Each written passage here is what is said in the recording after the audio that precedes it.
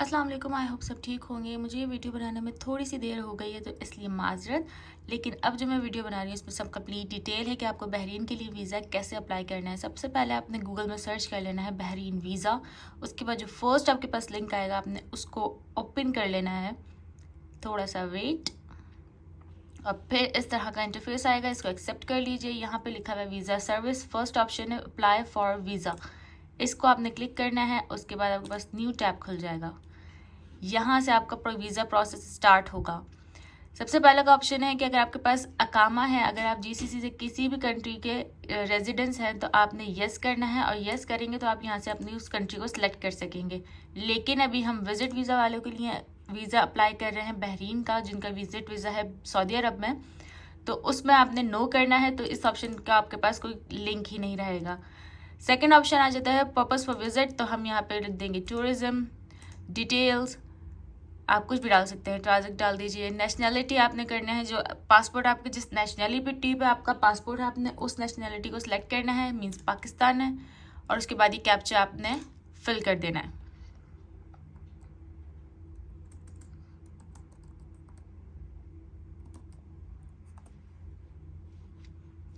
उसके बाद आ जाएंगे हम नेक्स्ट पे। इस पेज पे आपने जब लास्ट अपडेट किया वो सारा यहाँ लिखा हुआ आ गया। और अब यहाँ पे आपको वीज़ा टाइप सेलेक्ट करना है कि आपको किस टाइप का वीज़ा लेना है। तो हम जो वीज़ा लेंगे सिर्फ सिंगल एंट्री लेंगे, फर्स्ट वाला वीज़ा लेंगे 2 week single entry visa. Terms and condition यहाँ पे आप देख सकते हो, 2 वीक्स का वीज़ा मिलेगा और इंटरनेट के थ्रू अप्लाई हो जाएगा। अप्लाई नाउ पे है क्या, हम कर देंगे सिलेक्ट। यहाँ पे थोड़ा सा डिस्क्लेमर है, आपको ये पढ़ना हो तो पढ़ लीजिएगा, कोई ख़ास नहीं है। एक्सेप्ट कर दीजिए क्योंकि आपको पढ़ के भी एक्सेप्ट करना और ना पढ़ के भी एक्सेप्ट करना है। अब है जी ये पेज जहाँ पे आपको इम्पॉर्टेंट डॉक्यूमेंट्स अपने फिल करने हैं। सारे डॉक्यूमेंट्स अपने आप सामने रखें और उसके बाद ये काम स्टार्ट करिएगा। सबसे पहले आ जाएगा आपका पासपोर्ट नंबर। आप अपना जो कोई भी पासपोर्ट नंबर है उसको आप पासपोर्ट नंबर यहाँ पे एंटर कर दीजिए। नेशनैलिटी हम पहले डाल चुके हैं तो इससे नेशनैलिटी हमारी ऑटोमेटिक आ चुकी है। डेट ऑफ बर्थ डाल दीजिए। मैं यहाँ पे सब कुछ रैंडम डाल रही हूँ।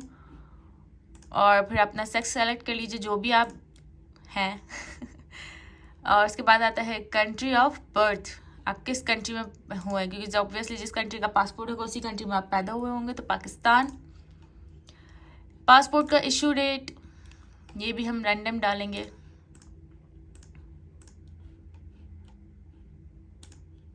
उप्स,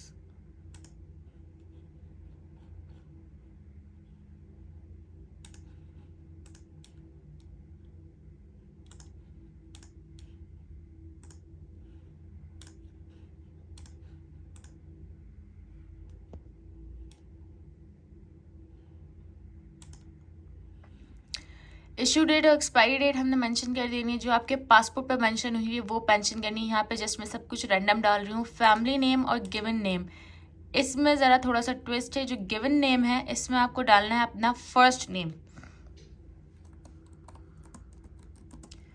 और जो फैमिली नेम है उसमें आपने अपना डालना है लास्ट नेम। यहाँ पे ये इस चीज़ का ख्याल रखिए क्योंकि फैमिली नेम आपका जो कास्ट है वो होती है, तो इसलिए आपने वो लास्ट नेम यहाँ डालना है और फर्स्ट नेम आपका जो है वो यहाँ पे डालना है। ऑक्यूपेशन में हमें यहाँ जॉब करते नहीं है तो हम यहाँ पे हाउसवाइफ डाल देंगे। जॉब टाइटल भी नहीं है हमारे पास कुछ, तो हम इसी को कॉपी पेस्ट कर देंगे यहाँ नीचे कि हम यहाँ पे हाउसवाइफ ही हैं। प्लेस ऑफ वर्क में आप वो सिटी डालिएगा जहाँ पे आप अभी रह रहे हैं। जैसे हम रियाद से हैं तो हम रियाद यहाँ पे लिख देंगे। अगर आप दम्माम से या कहीं और सिटी से अप्लाई कर रहे हैं वीज़ा तो आप उस सिटी का नाम लिखिएगा। ईमेल एड्रेस यहाँ पे आपको अपना परफेक्ट ईमेल एड्रेस देना है, क्योंकि जो इसको अप्लाई करने के बाद जो आपके पास लिंक आएगा, जो आपके पास वीज़ा आएगा वो आपकी ईमेल पे ही आएगा। तो फिर आपने अपना ईमेल ऐसा देना है जिसमें जो आपके यूज़ में हो और आप उसको यूज़ करते हों।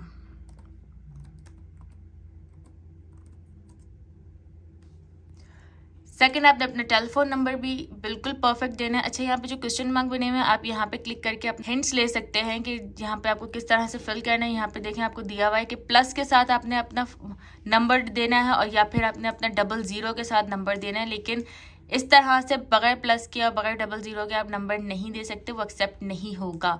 इसलिए या तो आप प्लस के साथ नंबर दें या फिर आप 00 के साथ अपना नंबर मैंशन करें।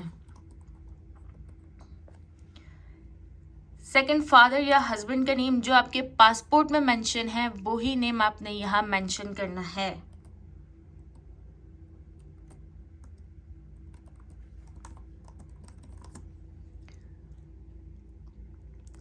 ये हो गया हमारा फॉर्म कम्प्लीटली फिल। अब हमने कर देना है नेक्स्ट। ओह, हमें फर्स्ट टाइम हमने अपने देना होगा। Then next. अब आपका जितना भी आपने इन्फॉर्मेशन दिया था वो सारा यहाँ पे हो चुका है फिल। आप इसको एक दफ़ा से दोबारा अच्छे से पढ़ लीजिए ताकि कोई भी मिस्टेक हो तो आप यहाँ पे आके चेंज कर सकते हैं। इसके बाद आप चेंज नहीं कर सकेंगे।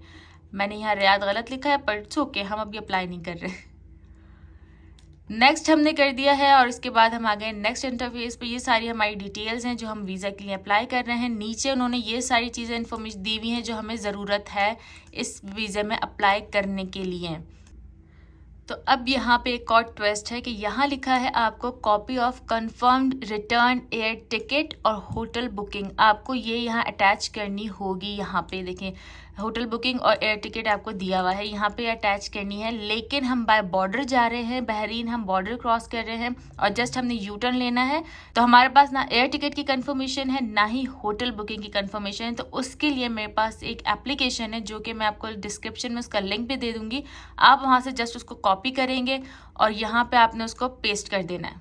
दोनों ही जगह पे आपने वही एप्लीकेशन यहाँ पे डालनी है, तो उससे आपका जो एयर टिकट और होटल बुकिंग है उसका कोई रिक्वायरमेंट नहीं रहेगी।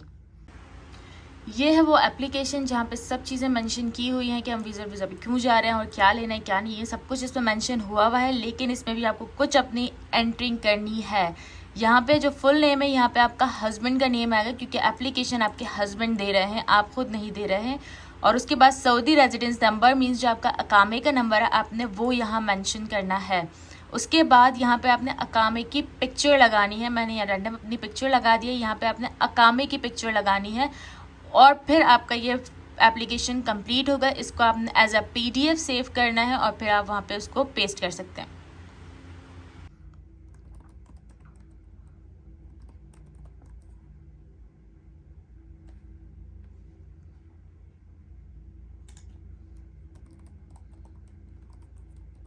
सेकंड और थर्ड ऑप्शन आपको पहले बता दिया मैंने। फर्स्ट ऑप्शन है पासपोर्ट। तो यहाँ पे आपने जिसका वीज़ा आप अप्लाई कर रहे हैं उसके पासपोर्ट की जो फ्रंट पेज होता है, जो कार्डबोर्ड टाइप पे जो लगा होता है, उसका पिक्चर और वीज़े की पिक्चर जो सऊदी अरब का वीज़ा स्टैम्प हुआ हुआ है पासपोर्ट पे, उसकी पिक्चर आपने एक ही PDF में इस तरह से लगा के आपने यहाँ पे आपने अप्लाई करना है।